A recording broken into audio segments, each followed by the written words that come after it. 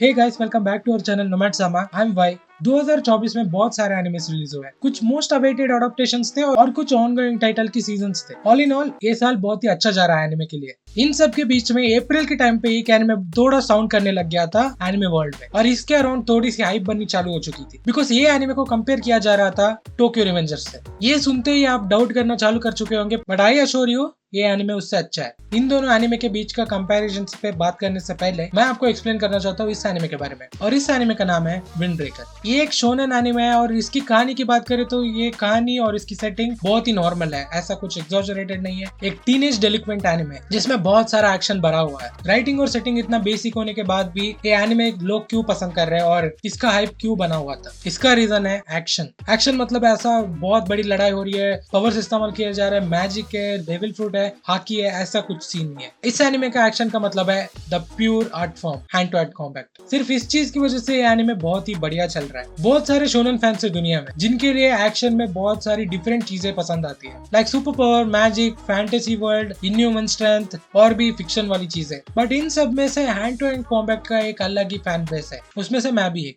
Hand to hand combat इसीलिए famous है क्योंकि इससे लोग रिलेट कर पाते हैं, क्योंकि ये सारे पावर्स फिक्शन है। But hand to hand combat even though anime में दिखाया जा रहा है, एग्जैजरेट करते हैं, सब ठीक है, but this is the most relatable. Hand to hand combat is the most relatable thing to a normal viewer. So इसी वजह से hand to hand combat animes को थोड़ा सा लेवरेज मिल जाता है, इवन दो एनिमे का स्टोरी इतना अच्छा नहीं है। तो इस एनिमे का एनिमेशन किया है क्लोवरवर्क्स ने, जैसे कि आपको पता है बहुत ही बढ़िया एनिमेशन करती है। बट इस एनिमे में थोड़ी सी इनएक्यूरेसीज है जो कि इतना नोटिसेबल नहीं है, बट पता तो चल जाती है। बट ऑल इन ऑल एक अच्छा एडाप्टेशन किया है। और मैं बता दूं इस एनिमे का मेन सेलिंग पॉइंट ही इसका एक्शन है, और इसका फाइट सीन्स बहुत ही बढ़िया लगा मेरे को। फाइट की बात हो ही रही है तो मैं बता दूं इस एनिमे का एमसी के बारे में, जिसका नाम है साकुरा। अरे ये नहीं, यूजफुल वाला। इस बंदे का नाम है साकुरा हारुका। व्हाट द हेल, इसे कहीं देखा देखा नहीं लग रहा है। ये बंदा ऑलमोस्ट शोटो जैसा दिखता है, वही जिसको डैडी इश्यूज है। चलिए वापस आते हैं हमारे एमसी पे। ये बंदा ऐसा क्यों दिखता है, इसकी माइंडसेट ऐसा क्यों है, ये खुद इसी को नहीं पता। ये बाई बर्थ ही कुछ ऐसा पैदा हुआ था, और ये अपने पापा मम्मी से भी नहीं पूछ सकता बिकॉज अब तक एनिमे में उनके बारे में कुछ बताया नहीं गया है। अभी के लिए फिलहाल ये एनिमे का बैटमैन है।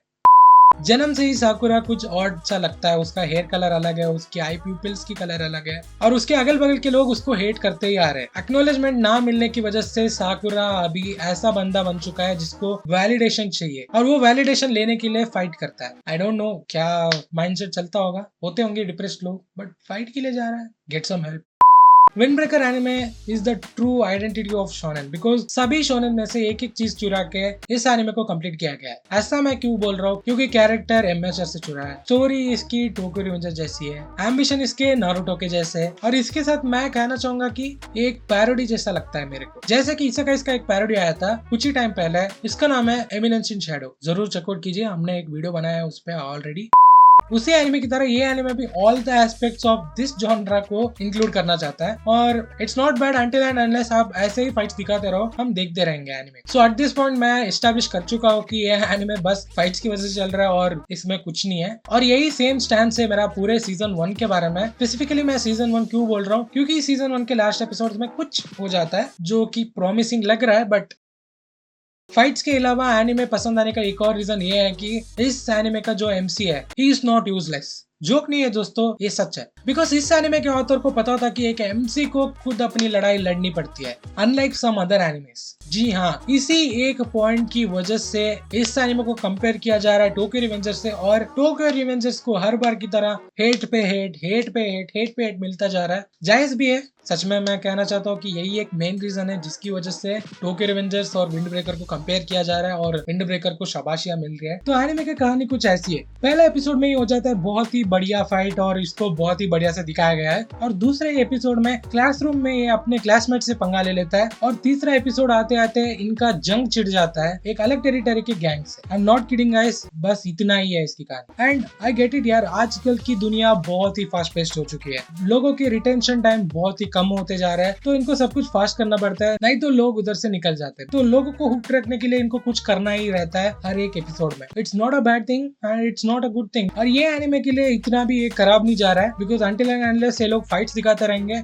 मैं और मेरे जैसे लोग ये एनिमे देखते रहेंगे। इन सब के बावजूद भी ये एनिमे बहुत ही प्रिडिक्टेबल है, बिकॉज जैसे कि मैंने बोला तीसरा एपिसोड में ये लोग अलग टेरिटरी की गैंग से लड़ जाते हैं, उसका एक टूर्नामेंट आर्क बनाया जाता है इस एनिमे में, और वो चलता है करीब करीब 4 एपिसोड्स तक। और हर हफ्ते मैं भी वेट कर रहा था कि अगले हफ्ते इसका फाइट होने वाला है, ये कैसा होगा, कौन जीतेगा, एंटिसिपेशन तो था मेरे में। बट एनिमे में फाइट्स अच्छी है बट प्रिडिक्टेबल है, बिकॉज अब तक इस एनिमे में स्ट्रॉन्गेस्ट दिखाया गया है इस बंदे को, इसका नाम है उमेमिया। यही बोफुरिन का लीडर है और सबसे स्ट्रॉन्ग बंदा, और ये लड़ाई करता है उस गैंग के लीडर के साथ। और this is one of the most anticipated fights in this anime until 6 episodes. इसके फाइट के लिए मैं भी बहुत तरस रहा था, बट बहुत ही बढ़िया फाइट की बजाय हमें दिया जाता है टोक नो जुत्सु। What the fuck. जैसे कि मैं कह रहा था, इस एनिमे का मेन सेलिंग पॉइंट ही फाइट्स है। उस चीज को दिखाने के अलावा आप हमें कनेक्ट करवाना चाहते हैं इन सब कैरेक्टर्स से जिनका हमें पास्ट प्रेजेंट फ्यूचर कुछ नहीं पता है। सो यही एक डाउनफॉल बोल सकता हूँ मैं